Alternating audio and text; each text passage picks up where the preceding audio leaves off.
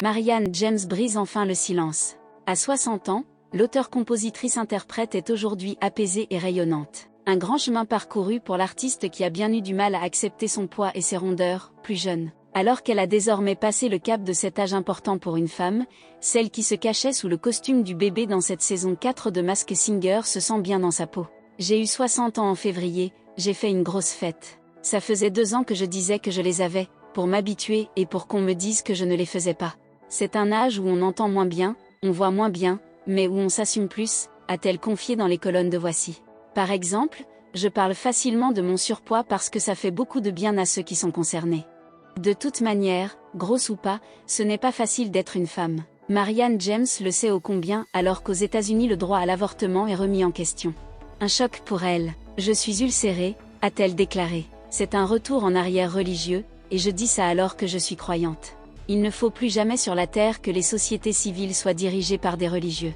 Ils acceptent que des gosses de 7 ans soient massacrés par un ado fragile surarmé, mais ils condamnent l'avortement. Et ce sujet touche d'autant plus l'interprète de Maria Ulrika von Glott dans le spectacle L'Ultima Recital qu'elle a déjà eu recours à une interruption de grossesse. Moi je me suis fait avorter, a-t-elle révélé. J'ai la foi, et pourtant je l'assume. Si elle n'a pas dévoilé les circonstances de cette décision, Marianne James n'a jamais caché qu'elle a toujours tiré un trait sur la maternité. À 17 et 18 ans, j'ai su que je ne voulais pas avoir d'enfant, avait-elle expliqué à Télé Loisirs, en 2019. À l'époque, moins aujourd'hui, ce qui m'importait le plus, c'est ma liberté. Je suis suffisamment égocentrée pour être l'unique format, je ne souhaitais pas me reproduire. Ma sacro-sainte liberté aurait été sérieusement amputée si j'avais eu des enfants. Pas de regret donc pour elle.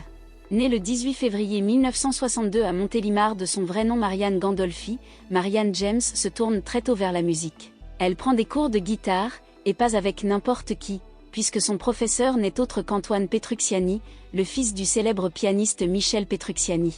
À 11 donc, elle a déjà une oreille musicale grandement influencée par le jazz, courant que l'on retrouvera fréquemment dans son répertoire.